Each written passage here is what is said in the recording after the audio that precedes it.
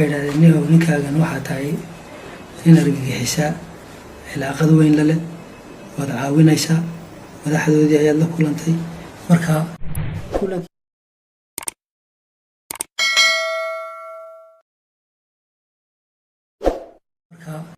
kulankii muqdisho markii aan dhamaystay Hargeysa ayaan ku noqday waxa la ii soo sameeyay baasaboor Djiboutiyaana bishii 6 ayuu iigu yimi Hargeysa baasaboorkii waxaana la ii soo saaray diyaaradda Daalo waxa Cabdilaahi ayaa igu yiri xafiiska Daalo ka qaado xafiiska Daalo ayaan ka qaatay isaga ayaana ku safray tagay bishii 7 2004 waxaan ku qaadanay kulankiina isugu kaayo horeeyay markii ay shaqaaleeyeen kadib kayf ninka la yiraahdo waxaan ku kulanay hotelka Sheraton la yiraahdo ee Dubai waan uga warramay wixii aan meesha kula kulmay nimankaasi way iska joogeen hawshoodiina way iska wateen wax aan tababarahayno ay ku jireen ma jirin marka wuxuu yiri tababarayaal meesha ka waxaan ku yiri waa niman Soomaaliya marka ayaa tababaro macallada nin yiraahdo tababaro ka meesha wax ajnabi ma ku arkaysay waa meesha wax ku tababaraya may anigu maan arag baan ku intii aan la joogay wax dhaqaalo isticmaalayaan waxaan ku nimankaasi wax dhaqaalo ka muuqday ma jirin sidii marka waxa uu yiri ajaladan daawo ajaladii ayaan daawaday ajaladu aroos bay ahayd arooska waxa markaa ku jiray ninka muhiimada lahaa waxa weyn laf weyn oo madow oo Suudaaniya wuxuu ninkaas weyn ninkaan doonayna waa ninka Suudaaniga Abu Talha Tariq Suudaani baa la yiraahdaa isaga ayaa raga kowka maxay aanu raadinayno sawirkiisina waa ka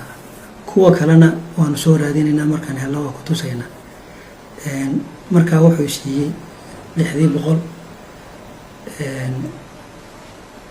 oo soo qadimay 4 bilood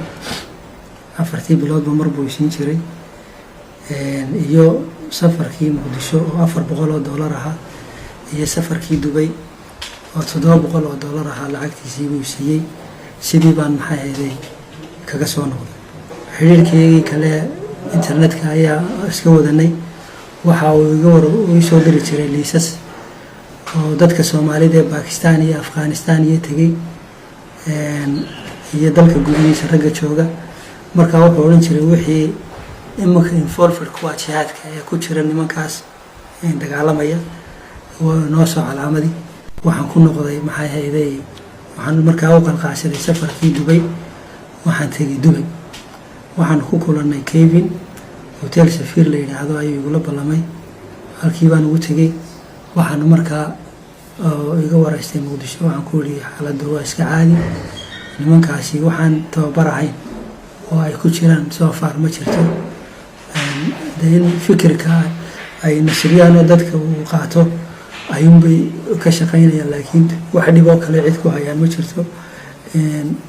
dadkuna dhalinyaro badan baa timaado fikirkiina qaadata tababarkana qaadata rag tababar aad u fiican qabaan oo ay joogaan oo ay tababaraan wax dhaqaalo oo ku socdo ka muuqdaana ma jiraan waxyaalihii ugu la yaabka badnaa ee kulamadii aan la qaatay ninka Kevin aan ku arkay waxa kamid ahaa 2005 rubicii hore ayaa waxa halkan ku qabsoomay magaalada Muqdisho shir uu leeyahay Ictisaamku marka aniguna Muqdisho aan joogay maalmahaas marka meeshaan tagay waxa lagu shiray markaskii Ibn Baas inuu haaban jecelahay marka waan garaacnay albaabkii waxa la igu yiri shir baa lagu jiraa suuragal ma aha imaka iska noqo bariito subax ilaa 9 meelahaas kale sidii baan kaga soo noqday subaxnimadkii ayaan imi waa markaa la iga furay albaabkii gudihii baan galay odayadii baan isaragnay maalintii aan la joogay habeenkii baa markaa la soo gabagabeynayay shirka oo la dooranayay maxay maamulkii iyo wixii markaa waqtigii doorashadoodii iyo barnaamijkoodii waan la fadhiyay markii la doortay kelmad bay siiyeen khitaamkii waxoogaa waana ayaan u jeediyey iyo marxaladan maanta lagu jiro ay u baahan tahay rag ka saara rag sidii hore uun dee iska maxaa yeelay habayacayna loo baahnayn dalka duulaan baa kusoo socda waqtiyadan markaa waxaa la hadalhayay in xabashida iyo cabdillaahi yuusuf baa ciidan keenayay iyo mashaakil baa socday marka aduu kalimaad waana baan jeediyey waxaase markaa igu la yaabadnayd markii aan is aragnay Kevin aan Dubai isugu tagnay wuxuu igu yiri ka waran shirkii ixsaanka marka aan dee shirka ugama waramin isna ima diran marka hore waxaan ku yiri dee xamar buu ka socday wuxuu yiri waan la socdaa inaad tagtay meesha laga soo celiyay lagu yiri ma ka maari karaysid iska tag maalintii dambe aad soo noqotay maalintii dambena aad shirkii timid shirkiina maxaa yeelay la soo gabagabeeyay maxamed idriisna loo doortay maxaa yeelay inuu noqdo hogaamiyaha ixsaamka go'aamadiisina waa kuwa go'aamadii waan ka qaaday waan akhriyey waana dee halkana waan kusii arkay meesha markii aanan ka tegin waa kuwii ka soo baxay internet laguma dirin email laguma dirin baan u jeedaa ama fagas bay ku baxday ama gacan ayaa laga geeyay waqtiga u dhaxeeyayna waqti yar ayay ahayd ilaa 5 ama 7 cisho meelahaas markay ugu badato ayaa u dhaxaysay shirkaas maalintii gabagaboobay iyo maalintaan is aragnay uu iga waramayo ugu yaraan 3 cisho 4 cishona uu haystay waraaqaha iyo wax marka kulli waxa jiray master kale oo uu ka helay macluumaadka oo meesha fadhiyay وهذا ويقع عنده دورنا أنا حق الإسلامك لبن سقى أحبابه والسم يسبح في اللبن يبكي وما كل دي ضدك وحبالة ما قرن كرو دي رقاش دحبر دي هو يعني ونينو بماشي تشوي معلومات كابد بيه runtii taasi waxay ahayd waxyaalihii ugu yaabka badnaa oo ana igu noqday fajicishada waayo waxaan filayay ma ahayn ismana lahayn dee macluumaad intaa leeg ayuu ka heli karaa isla waqtigaa kooban shirka halkaa uga socday xisaabka taasina runtii waxay tilmaamaysaa inta ay leeg tahay siday ugu jiraan xarakaadka islaamka iyo siday u ikhtilaaqeen dee ay ugu leeyihiin gacanta waayo dadkii ama cabsi baa u geynaysa qof isagoo soo galladan ama dee adduun baa u geynayaba inuu maxay hayday la shaqeeyo marka ikhtiraaq xoog leh ayay ku leeyihiin waayo xarakaadkii qadiimkaa wax badan bay runtii kaga jiraan sidaan filay adigu sidiiba aan kaga soo noqday markii aan soo noqday wuxuu haddana soo bilaabay xidhiidhadii wuxuu iga waraysay hay-adaha islaamiga ee ka shaqeeya dalka hay-ad walba waxay qabato waxay ka shaqeyso waan uga warramay haddii ay rag dacmiye maxaa hayday dhaqdhaqaaqyadan jihaadiga ay jiraan waxay iga waraysteen madaarista islaamiga buu iga waraystay madaarista iyo in dadka dhalay carruurta lagu barbaariyo hitrage waxay idhaahdaan kur yacni in gaalada ay nacaan oo maxay hayday la jihaadaan oo inay ku barbaariyaan waxaan joogaya halkan maalin iyo habeen ama 2 maalmood haddii u baahato inta diyaaradda flight ku imanayo waayo dhinaca kale Soomaaliland ma ka cabsanayo inay ogaadaan in xamar ku maqanahay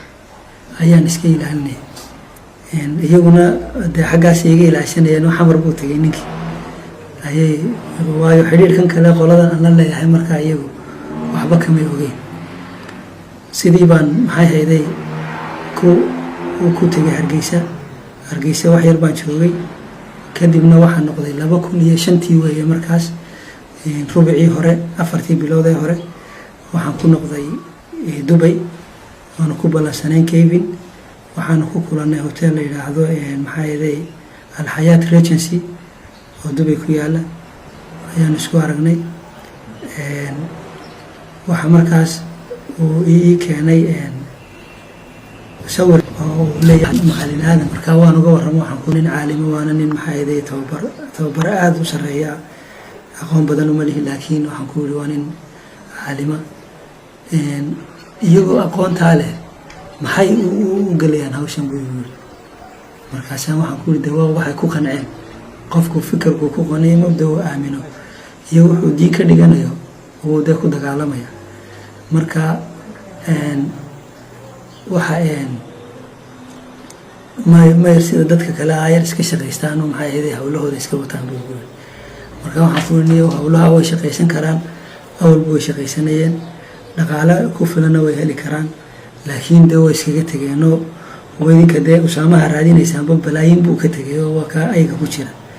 markaa mabda qofku duurku u galayaa waan ku yiri uu iskaga tegay waxaan oo dhan. marka wuxuu yiri waa okay, wuxuu igu niyow waxaan rabnaa nimankaas dee tababarkan moo ku ekaanaya, laakiin barnaamij fog bay wadaan oo mustaqbalka dheer ah. dadkana waa dad hadhowto maxay ahayd culeyskooda yeelanaya. markaa bal in iyaga aan wax badan ka ogaano gruubkooda na waan rabnaa, bal wixii maxay ahayd weliba dhaqaalaha meesha laga helayo, waayo dadkan dee iskama yimaadaan oo maxay ahayd dadkan imanaya marka la tababarayo dhaqaale u baahan yihiin oo waxay cunaan bay u baahan yihiin oo xagee wax ka helayaan. waxaan ku way jirtaa dhaqaalo wax la cuno iyo waxaas way helayaan, meeshu ka soo galo dee qof ku dhex jiro baa garanayaan kuwaas. aniguna waxaan la joogaa waa maalin ama 2 maalmood, dee anigoo imaka u yimi waa nin horta xagee wax idinka soo galaan, dee ma aniga suuragal ima aha baan ku yiri. anigoo ka mid noqdo oo la joogo oo ogaado oo ma garanaysaa. marka aniga waan ognahay bay dhahaan dhibaatadaas inay jirto, laakiin waan ka fikiraynaa bal sidii xal loogu heli lahaa in safarkan aad kolba ka tegaysay aad inaan xal u helo. sidii baan maxay ahayd kaga soo noqday anigu khalaas maxay ahayd kollaa xamarta kollaa Dubay tag kollaa Hargeysa culays badan baa saaran. marka waxaan rabaa niyow xal in la keeno. wuxuu niyow waan fikirnay xalkii waxaan garanay in maxay ahayd iskuulkaagan oo kale lagaaga dhiso Muqdisho, dabeedna aad settle ku noqoto Muqdisho, halkaasna wixii macallimiin iyo maxay ahayd ajaanibi aad u baahato anaguna kaa caawino, adiguna aad keensato, dabeedna maxay ahayd aan satellite-ka kugu soo xidhno, xarun ay ku noqoto, nimankuna ay halkaa isugu wada yimaadaan oo wixii xogaynu u baahanay iyo wixii ragaynu u baahanayba ay halkaa shabakada inoogu soo galaan, meel aynu inagu taxakumayno, laakiin iyagana u furanoo dee xaruntoodii ay u haystaan ay noqoto. marka taasaan rabnaa in aynu meeshaa ka furo. adiguna waxaad ku dadaashaa inaad Hargeysa wixii kaaga xidhxidhnaa iska soo furto. marka sidaas ayaanu jecelahaa oo go-aankaas aanu gaarnay. marka bisha 10aad waxaa lagu soo release gareynayaa lacagtii dhulka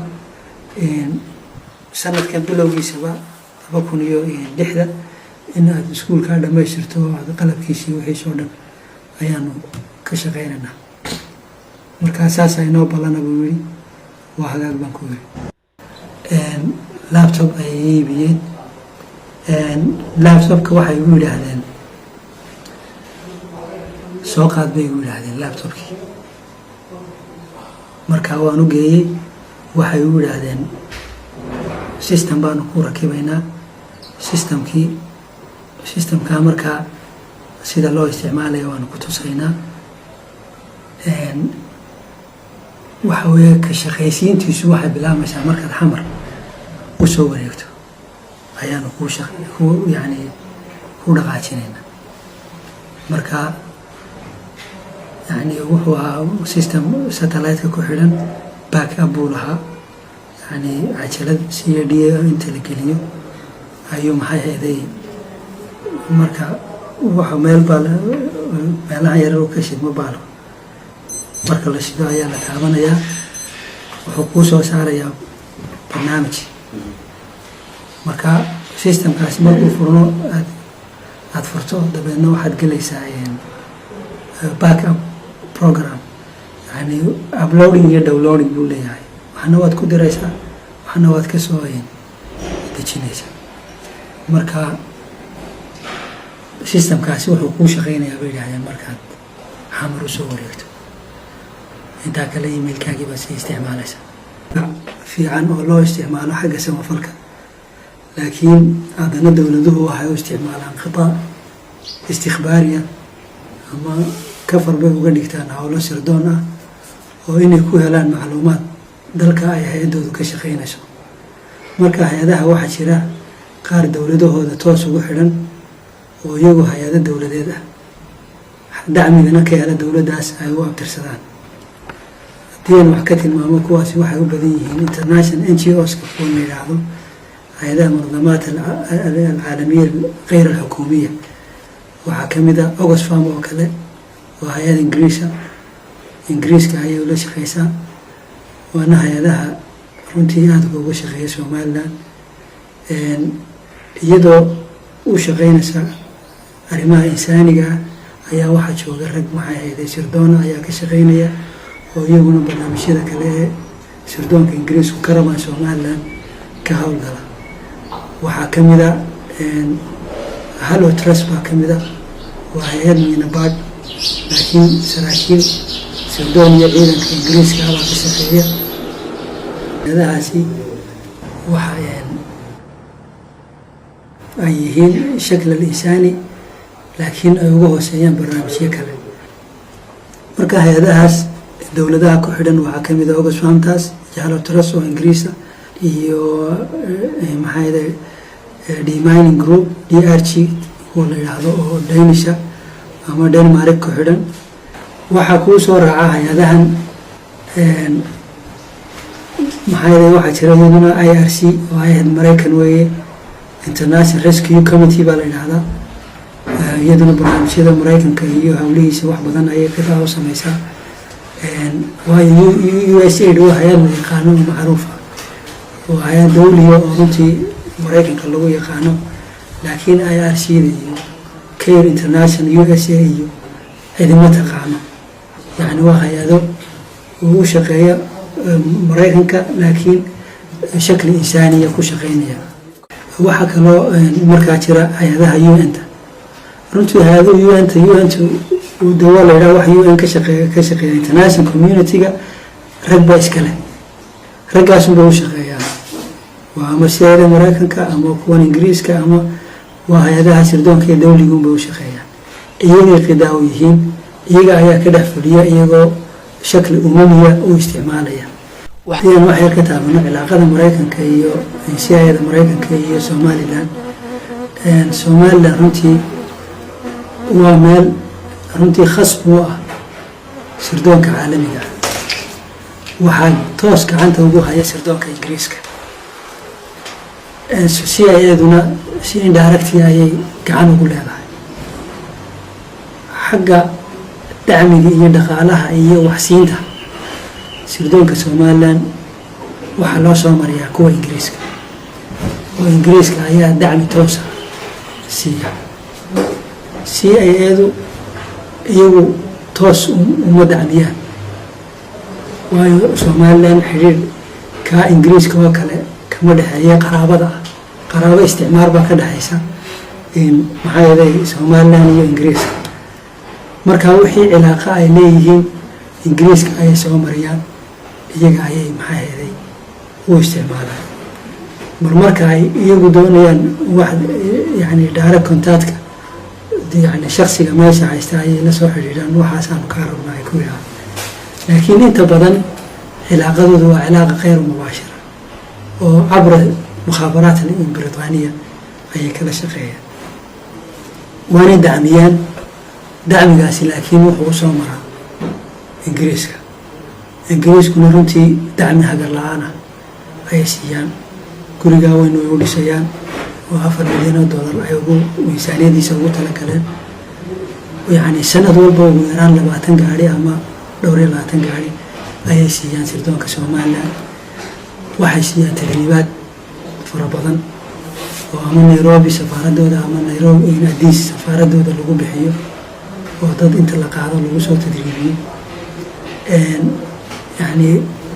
yani cilaaqo oo toos ah ayaa runtii ka dhacaysa iyagoo sirdoonka qarbiga oo ay runtii ugu shaqeeyaan waana runtii wax ay iyagu jecel yihiin inay taqarrub ila Allah oo kale ay la tahay iyagoo ugu dhawaanayaan camalkay sameynayaan qolada Soomaaliland waa in riyaal meel kastoo tago wuxuu leeyahay anagu dawladaha argagixisada la dagaalamayaan safka hore kaga jirna Mareykanka wuxuu ku casuumay inay soo degaan berbera inay yimaadaan maxaa yeelay mudaarada Somaliland inay ka howlgalaan Somaliland isagoo casuumad yacni hagar la'aana ayuu bixiyay laakiin iyaga ayaan imika waqtigan xaadirka ah u diyaar ahayn waxay igu yidhaahdeen bishii 600 baan ku siinaynaa safarka Dubai in 700 baan ku siinaynaa tadaakirta iyo intaad joogaysa meesha maalin ama 2 cisho ka Muqdisho tadkirada Hargeysa Muqdisho Hargeysa iyo inta aad joogayso 2 cisho hoteeladaada iyo cuntadaada 400 baan ku siinaynaa inta marka la isu geeyo 600 waxay noqonaysaa 9600 afar trip oo Muqdisho waxa weeye 1600 min 400 afar trip oo Dubai oo 700 waa 2800 halkaas marka la isu geeyo 14000 ay isku noqonaysaa laptop ay iibiyeen 1500 ay maxay hayday ayay siiyeen oo ku iibso